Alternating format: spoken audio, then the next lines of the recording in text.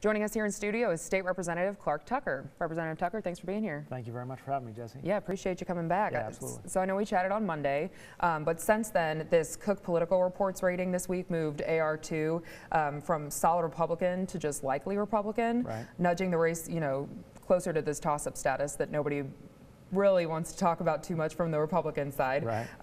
Republicans have held this district, of course, since 2011. Why is this the year you think for Democrats and for you for this seat?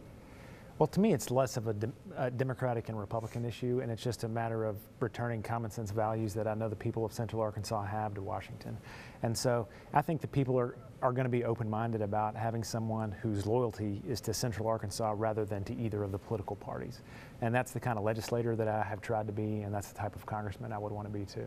So even though you were saying that Arkansans tend to look at the person, not the politics or something per se, do you think that the polls are doing that too? Are they looking at Hill and saying, a Democrat could take him?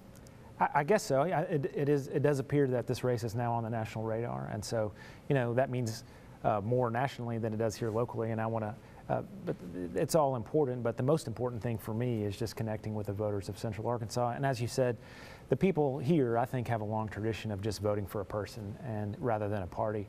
And so, obviously the Republicans have held the seat for the last 8 years, but the Democrats held it for a long time before that. It's not that long ago that people here were voting for Democrats. Mm-hmm. And so, with Governor Beebe, that's the example we were talking about the other day.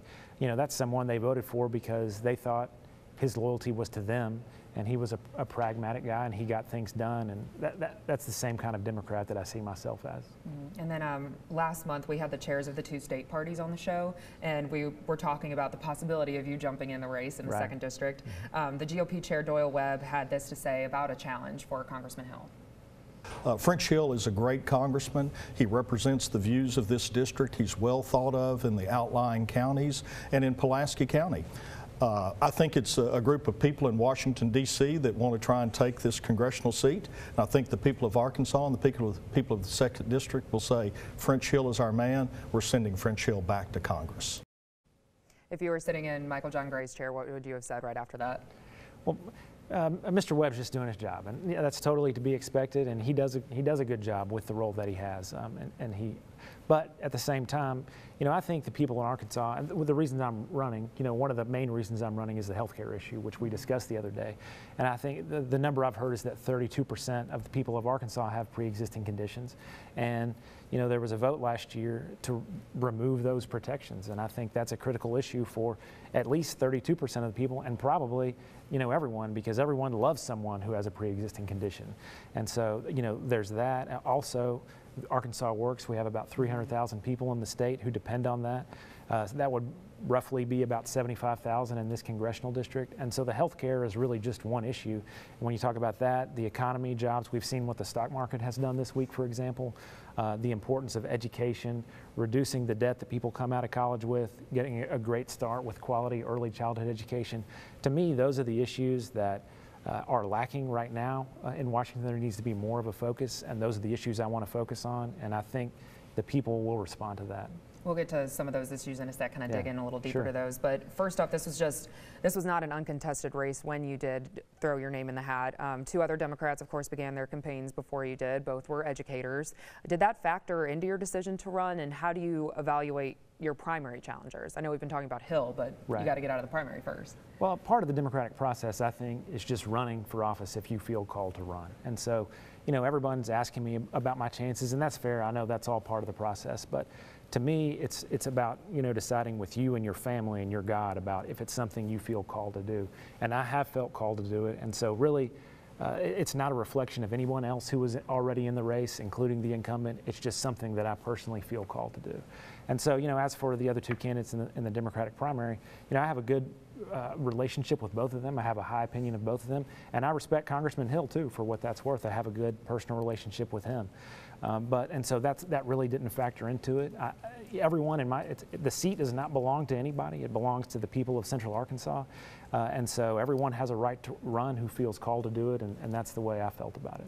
Hill and our other Arkansas Republicans are gearing up to run on what they say, are the major strengths of the GOP tax bill passed back in December. They're already pointing to the billions of dollars in bonuses already handed out. So what do you think your bargaining chip will be? Because you know that they're going to focus on that.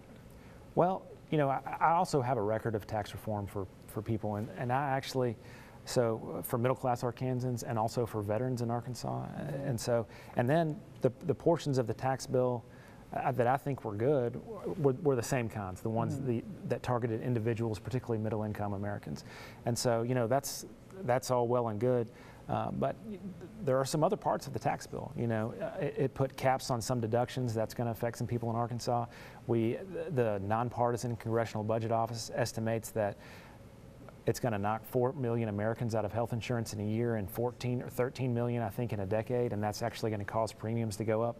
One of my concerns is that the benefit that Americans get from the tax return is going to be outweighed by the increase in their health insurance premiums moving forward. And so we know that the benefits for individuals are temporary, whereas the benefits for businesses, for the most part, are permanent. And so, and maybe the biggest thing of all is that it adds $1.5 trillion to the deficit. Every tax cut that I have voted for, we still run a balanced budget. The government still works. But I'm very concerned about adding I may have said deficit, but $1.5 trillion to the debt moving forward, because that's going to be something that we all have to pay for as Americans, and not just us, but our children and grandchildren as well. Right, and on Friday, we saw the second government shutdown in this 2-week span. It lasted less than 12 hours and ended with a plan to fund the government for the next 2 years. But Congress still has the DACA issue on the table. You said on Monday when we got to sit down and chat that you wouldn't want to see the immigration debate lead kind of tied in with the shutdown talks. You were saying you kind of want to avoid a shutdown at all costs. So now that happened, how do we move forward on the DACA issue? Well, people just it's the way that we should work out every issue, really. I mean, I know some people care more about fighting in D.C. than governing. And to me, once you get elected, you just need to govern. And there's plenty of common ground on the immigration issue. I think the overwhelming majority of Americans think that the Dreamers should stay in America and have a path to citizenship. And I think the overwhelming majority of Americans want to have border security. And I agree with both of those positions. And I think if you really come together and you have the best interests and your loyalty is to the people rather than to the next election or to your political party's leadership or to your donors, if your loyalty is to the people, then you can do a better job of coming together and governing than Congress is doing right now. And they ought to be able just to do it. If you do win this seat, you'll of course be heading to Washington at a time when the president's 2016 campaign is under investigation by a special counsel. Obviously, a lot can happen between now and November, but some Democrats have already mentioned the possibility of impeachment. If that happens, the House will of course play a big role in that. So have you weighed that possibility, and how do you absorb this Mueller investigation heading into your campaign? I haven't really considered that moving forward. I guess it's sort of the lawyer in me that I know that when you have a jury trial, for example, the jurors are supposed to keep an open mind before all the evidence is in. And right now, that investigation is ongoing. All the evidence is not in. I think Mr. Mueller, everyone respects him. He's a man of integrity, and I think he will run the investigation in an appropriate way, and we'll just see where the evidence goes. But right now, it's too premature to say how it might come out, in my opinion, and that really hasn't factored into my thought process. Okay, and yeah, again, a lot can happen, until Absolutely. November. So appreciate you being on the show to break down some of it. Yeah, absolutely. Thank you for having me.